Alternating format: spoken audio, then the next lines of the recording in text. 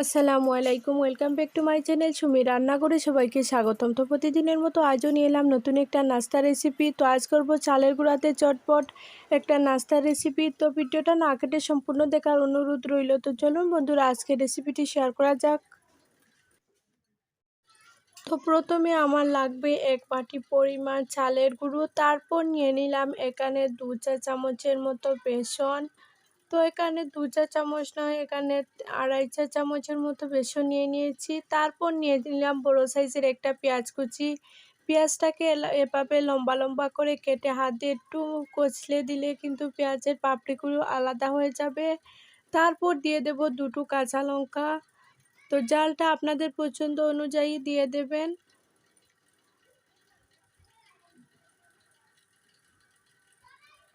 তারপর দিয়ে দেব পরিমাণ মতো লবণ। তারপর কিছু গুঁড়ো মশলা অ্যাড করে দেব। তো প্রথমে আমি কিছু গোলমরিচের গুঁড়ো দিয়ে দিলাম। তারপর দিয়ে দিলাম আধা চা চামচের মতো হলুদ গুঁড়ো। তারপর দিয়ে দিলাম আধা চা চামচের মতো গরম মশলার গুঁড়ো। তারপর দিয়ে দিলাম আধা চা চামচের মতো কাশ্মীরি লাল লঙ্কার গুঁড়ো।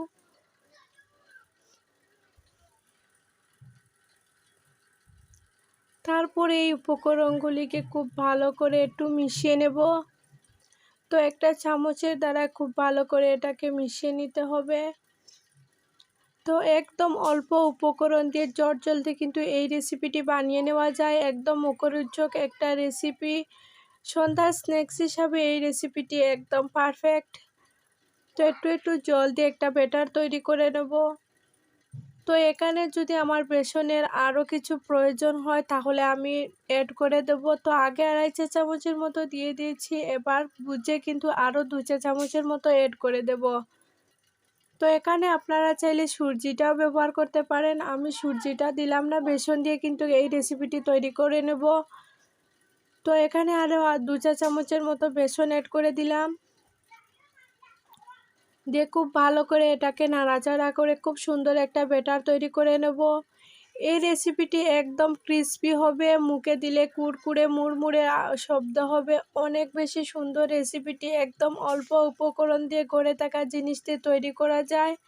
তো ব্যাটারটা একদম তৈরি করে নেব। আর এদিকে একটা ফ্রাই প্যান বসিয়ে দিলাম। ফ্রাই প্যানের মধ্যে দিয়ে দিলাম 1 কাপ পরিমাণ তেল। তো একটু করে ছোটো সাইজ করে, তো এত ছোটো না মাঝারি ধরনের সাইজ করে কিন্তু আমি শিপটা দিয়ে দেব।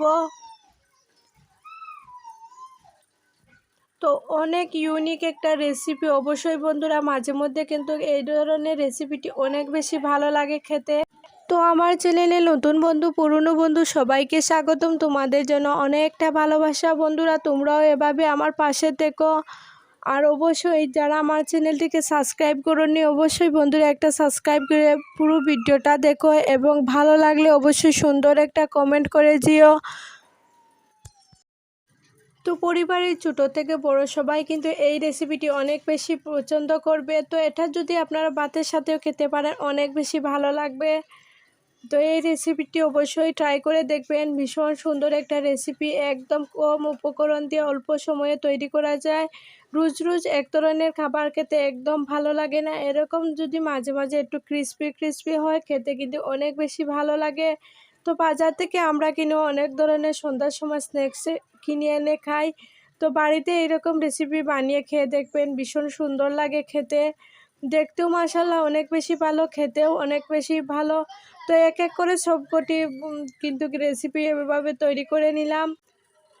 তো এই সামান্য উপকরণের রেসিপিটি তোমাদের কাছে কেমন লেগেছে অবশ্যই বন্ধুরা কমেন্টে জানিও। আর ভালো লাগলে অবশ্যই একটা লাইক করে দিও।